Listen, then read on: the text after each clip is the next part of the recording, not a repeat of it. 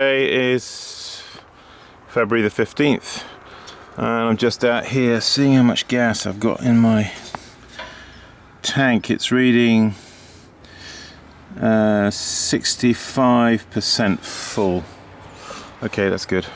So what we're going to do is make sure that's turned off there. This is a little regulator you can get. I think I got it on eBay. I think it's 0 to 24 pounds. So open the gas here fully, and then here I'll just bring it to a point where just opening it a little bit. All right, now walk back to the inside. Oh, sunshine today. This is good.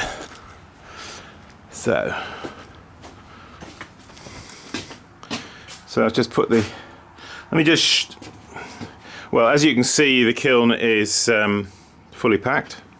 Everything in here is raw. There's no bisqueware in here at all. Everything is glazed, decorated, sprayed with wood ash, etc. So as you can see, it's packed fairly full. Always a good idea. I have a piece of straight wood that I put across here, so I can check the clearance here to make sure, so that when I lower the lid down, I don't crunch the top of the pot. I was a little bit concerned about that pitcher there, the spout of the pitcher, but when I put that across, I see that it in fact does clear, so we're good. Okay, so yes. So yeah, this is my burner setup here. Two weed burners, which are then joined together in a T here, and that's where they go out through the wall to the big tank outside. I should have showed you the actual tank. The tank is one of those, oh, wait a minute, why don't I just show you quickly. I'll just stick the camera around the corner here and you should be able to see it. You see down at the end there, that big tank? It's one of those. You're familiar with them if you live here in the US. So, two weed burners, as I said, that run separately but then join together in a T up there. And just things to note here. You'll notice here on this kiln I've constructed like a cowl to the side here, and hey, good morning, how are you? Sheena's come to say hello. Yeah, you best go around that side, I think. So yeah, don't have the burners stuffed. Sometimes people write to me and show me pictures of their kiln and they show me the burner sort of really stuffed inside the hole here, you know, and they don't have a cowl like this. So it's better to have a few bricks here, set your burner on the bricks and set it so that it's outside, you see, the actual kiln, but then build a little cowl. That's what I recommend, and that works pretty well for me. So yeah, this is a converted Scut electric kiln, converted to gas, and with a conversion I've done on it, building the chimney here on the inside. Alright, so what I want to do is just light this up. So I've already brought the pressure all the way, because we opened it, all the way to here. So what I'm going to do is, now can you hear the gas? So just going to open it a little bit, and now I'm going to light him. Likewise the same here.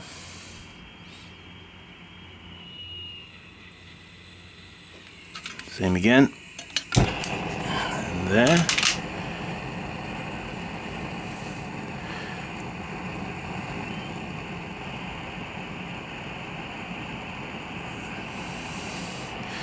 So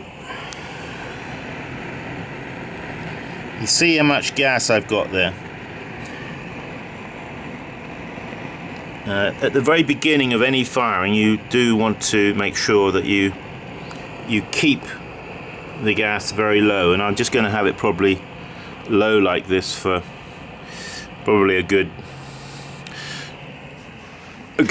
2 hours probably, and especially because this is rawware. So let's put the kiln on the tripod a minute. Sorry, not the kiln, the camera. I've never seen a kiln on a tripod. That would be interesting, wouldn't it? So let me just bring the camera back a touch. Yes. Hi folks, welcome. So I'm just looking here at because this part of the lid comes down and meshes up nicely with here. I just want to, oh, I see it's fallen down. I had a little piece of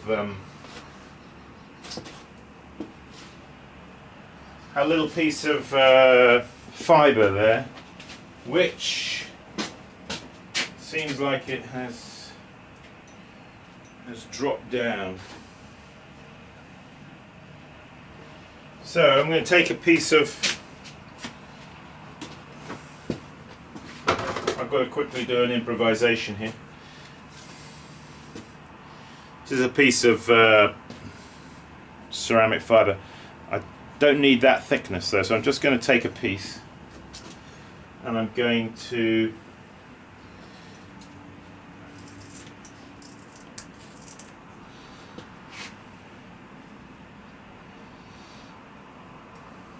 I don't want any gaps, you see, so because I don't want the gas to take a shortcut by a leakage here. Rather, I want to make the gas go through the kiln and come up here. I don't want it to take a shortcut.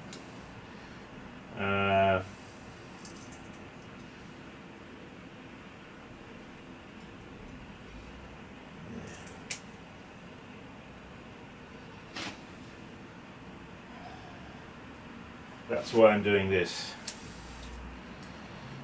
What I'm going to be doing shortly, I don't know if it'll be of interest to some of you, but what I'm going to be doing is I'm going to be photographing this kiln in some detail and adding dimensions to the photographs and showing you the inside and outside of it and all the little measurements, all the important measurements, and how I went about doing this conversion. And then I'm going to put it all together in a PDF, and it's going to go up on my website, and then people, if they're interested in it, they can, like the wheel plans, they can buy it there for 20 bucks or whatever. That's coming. After this firing I should probably start doing that. Okay, so making sure that everything is as it should be. What we're going to do is we'll take this electric light off of here and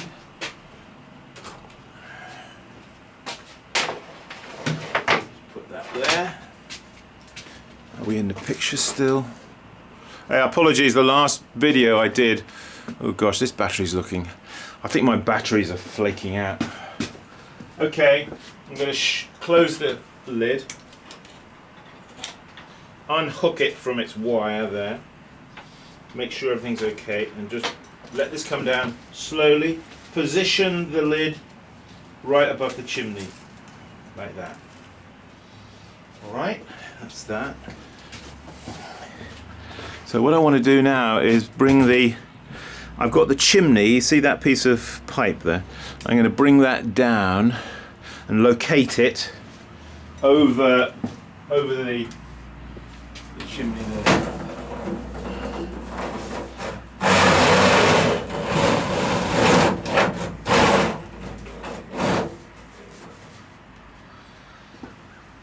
Okay, good. So that's going to the gases I'm going to come up here, up through this collector.